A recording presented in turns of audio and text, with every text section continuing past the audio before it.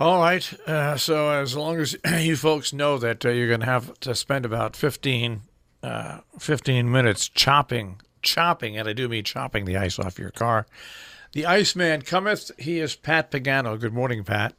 And a good morning to you. How did every little thing go? Well, what's that? Someone calling you already? I have no idea what it is. I don't even recognize the name, so I'm not answering it. All right. So here's what the deal is. I've gotten about 4 or 5 people that have once again messaged me this morning because it's funny. The more when you're on the air, we have our highest watching thing on Facebook. You were saying that. So anyway, so people have said Pat has hit it again. Congratulations, Pat. Your forecast, Pat, was better than anybody else's. Pat, you predicted this before anybody else. You said 2 to 4 inches, lots of ice. We got 2 to 4 inches. No, we got 2 inches to 3 inches. But then, I mean, you had to really chop your way to get into your car. Hmm. If it was outside, and you've got snow on it, it's not just snow. It's real. I would say on top of the snow, there's maybe not a quarter inch, but it's pretty darn close to a quarter inch of ice between the sleet and the rain. Yeah, and I'm looking outside here, and I'm in the lower Hudson Valley, and all the trees are just coated with ice. I'd say we have about a tenth of an inch of ice here. Um, all of the forecast worked out pretty decent. I was not in any way, shape, or form unhappy. I think all the amounts worked out fine. The modeling, as I look back on the modeling, was not great. Yeah. Not great at all. As you know, the new experimental GFS, and I have the paper here because I keep track of every single solitary thing. Yeah. Um, it was off. How far was it off? It gave us. It started the day before yesterday, and gave us a tenth of an inch of snow, and then it worked its way up yesterday to 3/10 of an inch of snow. So that was off, way off. Was there any? I'm looking across the board here to see if there was any model that really went berserk. Um, was there any model that went berserk? I would have to say, if any model went too high, no model went too high. All of them were too low. All of them were too low. So that's not going to be the case with the next storm, which is affecting the Southwest now. Snowing in Vegas. They'll get the possibility of thunderstorms with small hail in Los Angeles today. That storm will come out of the Colorado Rockies, and just like every other storm, will head for Wisconsin. It'll bring blizzard conditions to parts of Wisconsin and Minnesota, and Michigan over the weekend.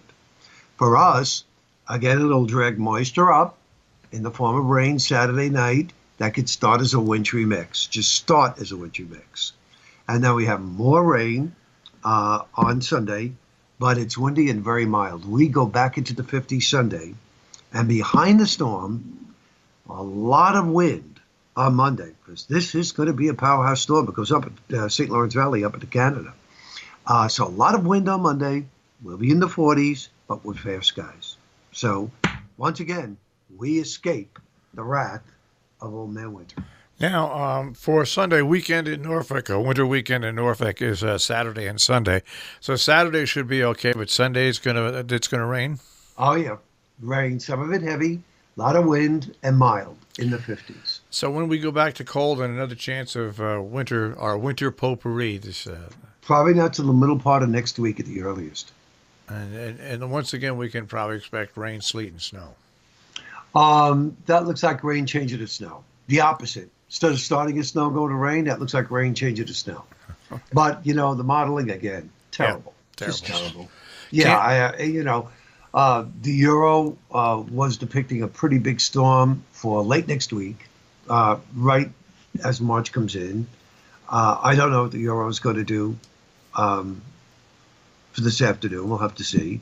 The GFS, the old GFS America model, is predicting a storm on Wednesday of next week.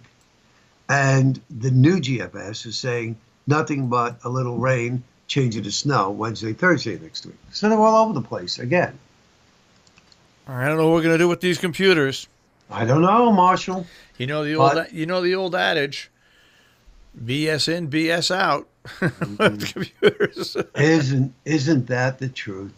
You feed information into a computer, and uh, it only it only has to work with what you feed into it. I totally agree with you. And of course, well, the modeling. If you don't have the right modeling and parameters that are going into the system, it's only like you said. Whatever you put in, you're going to put out. Yeah. And the new GF. This is not. I shouldn't say new GFS. The old GFS new version that just came out a little while ago. I'm looking at it right now. Yeah. For next weekend, is showing the potential of a nor'easter. And that's the first potential of a nor'easter that I have seen this winter, since November, since we have the snow in November. So that would be next Saturday. That's what that model's doing. Just for kicks and giggles here, that's, again, we said that's next Saturday. This storm winds up over Cape Cod by Saturday night with blizzard conditions there, if this model's right. And this is not this week, folks, next week. Now, let's take a look. What that was, the 234. Let's take a look at the new experimental GFS. What is it doing for next Saturday night? What is it doing? Clear and breezy. There you go. You see the difference? This is what I'm up against, and I just don't know how this is going to work out. I really don't. All we have to do is hope and pray that the model gets better with time, because there'll be many forecasts going right off the deep end, if you know what I mean. Well, you did a great job this time, Pat. You nailed it. I mean, once again, you put bang, bang, bang, another nail in Mother Nature's coffin. Yeah, well, we tried. We tried. You should see the awning outside. I have the awning down outside so that when I let the dog out, Yeah. she could go under the awning where it's not. The awning looks so low that I'm so nervous. I hope it doesn't break. I'm sure it's coated with ice. Yeah, here we have it's like I said, it's ice over the snow.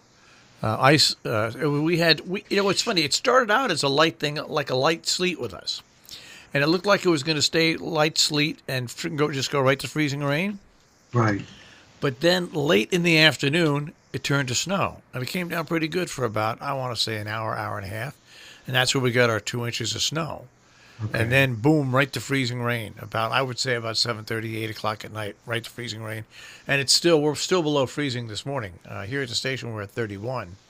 So we're, people should be careful out there. Oh yeah. It's what appears to be wet is probably black ice. You realize that? Yeah. Yeah. Unless it's treated, it's great. They shoveled my ramp here. Thank you to Kindred. They shoveled my ramp. They haven't plowed the driveway yet, but they're probably waiting for that. But the ramp was done, so my journey up the ramp was safe this morning, and I appreciate it that Kindred came out and did that. I really do. Yeah, thank God for that. Huh? Yeah, well, I would have made it up, but it's much nicer if you don't have to struggle and think about falling, because the ramp is about 20 feet in one direction. You take a turn, and about 20 feet in another direction. Right. And it's even though it's gentle, it's uphill. But you know what we did this year to the ramp? Okay. Because it's so old, the wood was very, very slippery no matter what you did to it. The town put indoor-outdoor carpeting on that ramp, and covering the whole ramp all the way up, which was great. And everybody laughed, but I'll tell you right now, when they come to clean the ramp off and they shovel it, they don't even have to put salt or sand on it, because the carpet's got grit to it where you don't have to worry about falling, as long as it's shoveled. So you can laugh about the indoor-outdoor carpet, everybody, but it worked. There you go. You see? It worked. Yep. All right. And of course, I'm getting right down to the nitty gritty. Here we go. We have 2 days. By the way, I won't be here Monday, so it's a good thing that the weather's not going to be terrible, because you know it's going to. Well, you know it's going to happen. This is premiere weekend, Yeah. so No sleep Friday night. Saturday night, by the time they all leave, clean up. That's one thing. And then remember, there's a slew that stay at the hotel nearby.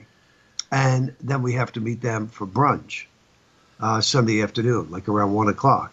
So by the time I get back here, it's 4 or 5 o'clock. I am going to be dead. So who's working, AJ? AJ's working. All right. And like I said, thank goodness, no storms. All right, Pat, I want you to have a good day, and of course, we'll speak to you tomorrow. We'll sum it all up tomorrow, Marshall. All right, Pat, take care. Bye-bye. Pat Pagano this morning in the Weather Center, checking our tri-state forecast here on Robin Hood Radio.